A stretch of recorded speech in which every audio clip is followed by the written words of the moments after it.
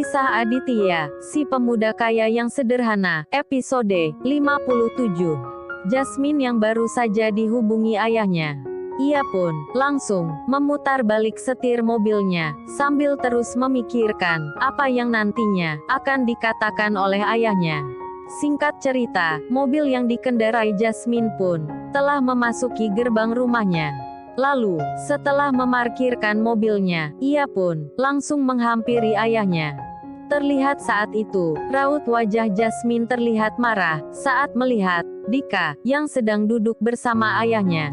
"Kamu ngomong apa sama papa?" ucap Jasmine dengan nada tinggi. Melihat tingkah Jasmine yang seperti itu, ayahnya pun berkata, "Sekarang kamu duduk. Kamu lihat nih kelakuan kamu. Kalau teman-teman papa ada yang lihat kamu mungut-mungutin sampah di pasar, apa kata mereka nantinya?" "Pa, tadi itu Jasmine hanya bantuin Aditya. Lagian, teman papa mau ngomong apa juga Jasmine enggak malu kok," sahut Jasmine. Mendengar ucapan Jasmine yang seolah menentang, ayahnya pun berkata, "Ya, kamu mungkin tidak malu dengan kelakuan kamu. Tapi, papa yang bakalan malu. Mau taruh di mana muka papa kalau mereka melihat kelakuan kamu?" "Kelakuan apa sih, Pa? Kok papa ngomongnya seolah-olah Jasmine melakukan perbuatan yang tidak benar sih? Pasti gara-gara Dika kan, sampai papa ngebentak Jasmine seperti itu." "Jangan ngebantah terus kamu," ucap ayah Jasmine, lalu kembali berkata, "Apa benar kamu mutusin pertunanganmu dengan Dika?" "Ih, kamu apa-apaan sih Dik? Bisa enggak dewasa dikit? Apa-apa, lapor ke ortu, lebay banget sih jadi cowok," ucap Jasmine, lalu berkata pada ayahnya, "Iya Pa, Jasmine enggak mau dijodohkan dengan Dika. Lagian, apa sih yang papa harapkan dari Dika?"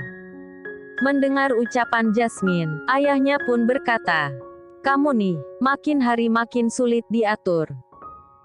Setelah itu terdengar, Jasmine berkata, "Pa, apa pernah, selama ini, Jasmine tidak menuruti permintaan papa? Lagian tadi itu, Jasmine cuman bantuin Aditya, dan Aditya itu, anaknya Om Winata. Papa kan pernah bilang, untuk tidak membuat masalah dengan keluarga Winata." "Ya, memang papa pernah bicara seperti itu. Dan kalau permasalahan Aditya, itu lain lagi. Tadi, Dika udah ceritain juga ke papa, kalau Aditya ini bukan anak kandungnya Winata, jadi kamu enggak harus dekatin dia. Yang harus kamu dekatin itu Cindy, karena dialah yang mengelola semua bisnis keluarga Winata." Mendengar perkataan ayahnya, Jasmine pun berkata, "Sepertinya papa punya maksud lain deh dengan menyuruh Jasmine mendekati Cindy, benar kan Pa?" "Ya, sudah dari dulu. Papa ingin menghancurkan bisnis keluarga Winata," ucap ayah Jasmine. Aduh gengs, gawat juga nih ayahnya si Jasmine. Pakai acara, mau hancurin bisnis keluarganya si Adit. Sementara Jasmine mendengar ucapan ayahnya, ia pun berkata, "Enggak segampang itu Pa. Kalau sampai papa lakuin itu, Om Nakamoto tidak akan tinggal diam," ucap Jasmine, mencoba mengingatkan ayahnya. Sekarang, Nakamoto bukan lagi orang yang disegani di kalangan pengusaha. Sekarang ini, yang disegani adalah Nico, si pengusaha muda, yang sedang naik daun. Dan papa sudah menugaskan Dika untuk mendekati si Nico ini. Mendengar ucapan ayahnya Jasmine, Dika pun langsung membuka suara. "Tapi Pak, sangat sulit untuk bertemu dengan Nico. Sudah berkali-kali, saya membuat janji temu dengan dia, tapi karena kesibukannya yang sangat padat, sampai-sampai dia enggak ada waktu untuk bertemu dengan saya. Kalau persoalan itu, kamu tenang saja. Minggu depan, akan diadakan peresmian pusat perbelanjaan miliknya. Sudah pasti, sebagai pemilik departemen store, dia juga akan hadir di acara peresmian itu. Di sana, kita akan coba mengatur waktu untuk berbicara secara pribadi dengan dia," ucap ayah Jasmine. Mendengar ucapan ayahnya, Jasmine pun berkata, "Pa, untuk apa sih papa mau hancurin usaha Om Winata? Kamu tahu sendiri kan, Winata Group merupakan pesaing terbesar kita. Kalau papa tidak menyingkirkan Winata, sudah pasti, bisnis papa akan seperti ini terus, hampir enggak ada kemajuan sama sekali. Benar enggak Dik? Ucap ayah Jasmine. Sementara Dika, mendengar ucapan ayah Jasmine, yang bertanya padanya. Ia pun, langsung menjawab pertanyaan itu. Benar sekali Pak. Kalau kita bisa meyakinkan Nico untuk bekerja sama dengan kita, akan sangat mudah untuk menghancurkan keluarga Winata. Setelah mendengar ucapan Dika, Jasmine pun bergumam. Sepertinya ada yang tidak beres. Dari dulu, semua pengusaha perhotelan sudah tahu kalau Papa dan Om Winata selalu bersaing, namun secara sehat. Tidak seperti sekarang ini. Apa mungkin ini hasutan dari Dika? Secara, Dika kan punya dendam pribadi dengan Aditya. Ditambah lagi, menurut perkataan Cindy, dulu dia pernah menolak lamaran Dika, gumam Jasmine, yang mulai curiga dengan Dika. Setelah itu terdengar, Jasmine berkata, "Pak, sebaiknya pikirkan kembali niat Papa, enggak ada gunanya. Papa hancurin bisnis orang lain. Dan satu hal lagi Pak, Jasmine enggak mau lanjutin hubungan Jasmine dengan Dika," ucap Jasmine, lalu berdiri meninggalkan tempat duduknya. Melihat tingkah Jasmine yang seperti itu, ayahnya pun berkata, "Oke, kalau kamu tidak mau menuruti perkataan Papa, dan tidak mau membantu Papa dalam urusan ini, semua bisnis Papa, akan Papa serahin pengelolaannya sama Dika.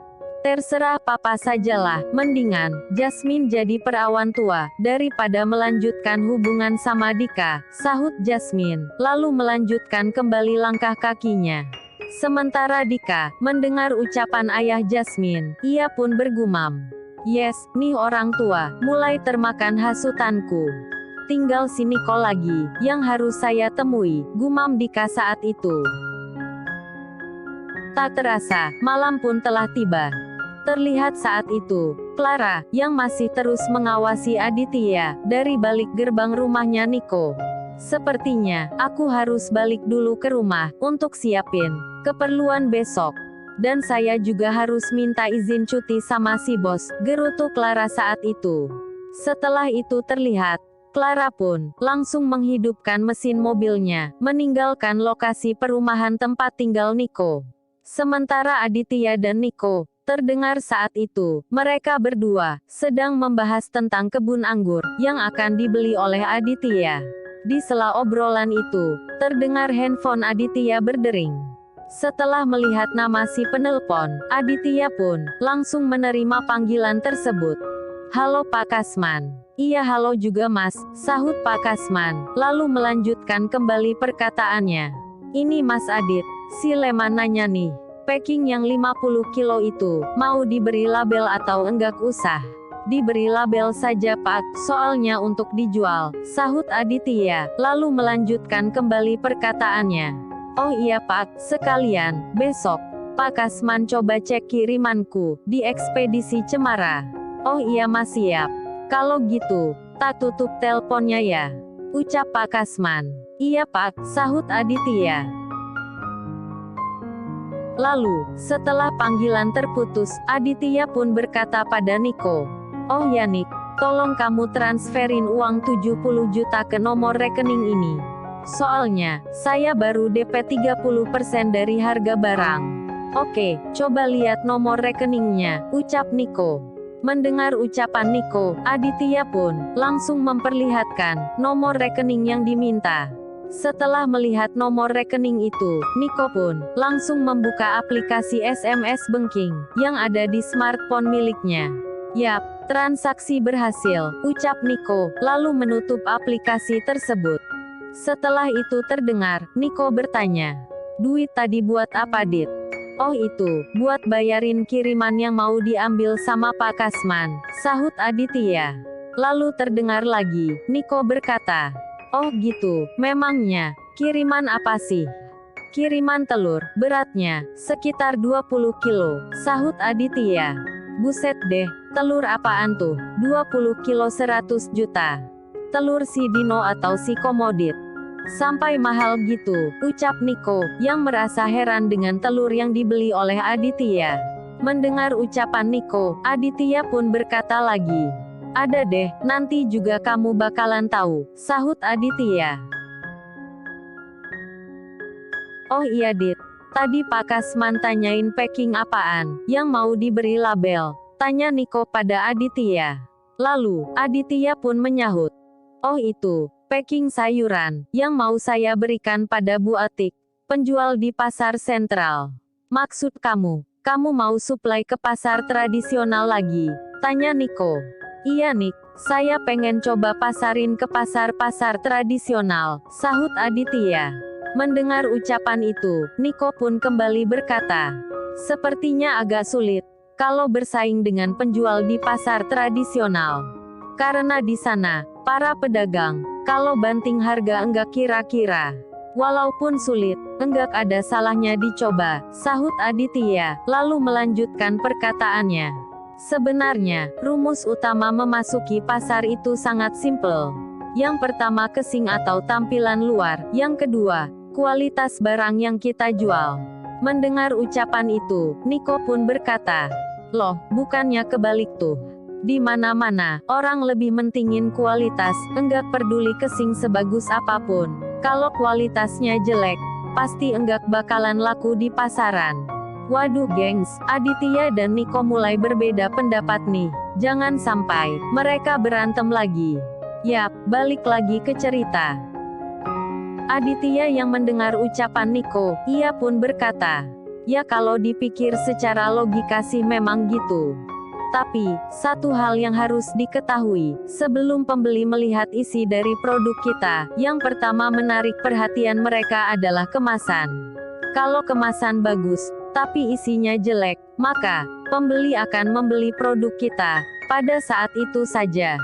Tapi, kalau kemasan bagus, dan didukung juga dengan kualitas, maka pembeli tidak akan lari kemana," ucap Aditya. Nah itu dia gengs, satu bocoran untuk teman-teman. Kalau punya produk dagang, usahakan, kemasannya, dibuat secantik mungkin. Tapi jangan lupa, kualitas juga harus dijaga. Karena kualitaslah, yang akan mengangkat nama produk yang kita punya.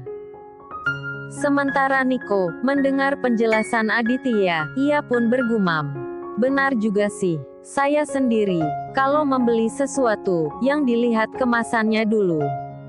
Nih orang, enggak pernah sekolah bisnis, tapi kok, bisa paham banget dengan seluk-beluk dunia bisnis," gumam Niko saat itu. Setelah itu terdengar, Niko berkata, "Dit, sebenarnya, dari dulu ada yang ingin saya tanyakan. Kenapa waktu di Jerman, kamu lebih milih jurusan pertanian? Sedangkan keinginan orang tua kamu ngambil jurusan bisnis. Pasti, sebelum kamu ngambil keputusan itu, semua udah kamu pikir matang-matangkan." Sebenarnya, saat itu, yang ada di pikiranku, kalau hanya untuk belajar bisnis, saya bisa langsung belajar sama ayahku, atau Om Hendrik. Makanya, saya lebih memilih mendalami dunia agro, karena pelajaran itu tidak mungkin bisa saya dapatkan lewat Papa dan Om Hendrik. Apalagi, orang tua kandungku yang memang seorang petani. Dan yang paling penting, saya ingin mengubah pandangan anak muda sekarang, yang bilang, jadi petani itu enggak gokil. Dan yang paling memprihatinkan, banyak dari anak muda, yang orang tuanya seorang petani, kalau mendaftar kuliah, tidak mau mengambil jurusan pertanian.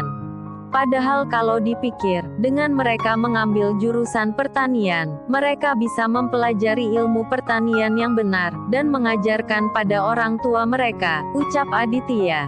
Waduh gengs, sepertinya, ini bentuk protes yang diselipkan dalam cerita ini. Setelah itu terdengar lagi, Niko berkata, "Kalau enggak salah ingat, dulu kamu pernah bilang, kalau sudah sukses, barulah kamu berani bertemu dengan papa dan mama kamu." Mendengar ucapan Niko, Aditya hanya mengangkat kedua keningnya, tanda mengiyakan pertanyaan Niko. Setelah itu terdengar lagi, Niko berkata, "Ya udah, sekarang kan, kamu udah sukses, jadi bisa dong kamu bertemu dengan orang tua kamu, ucap Nico. Belum Nick, belum saatnya. Saya akan pulang. Terkecuali, nama Winata Organic Farm, sudah diubah menjadi, Winata Integrated Farm. Ucap Aditya. Udah dulu ya gengs, sampai jumpa di episode selanjutnya.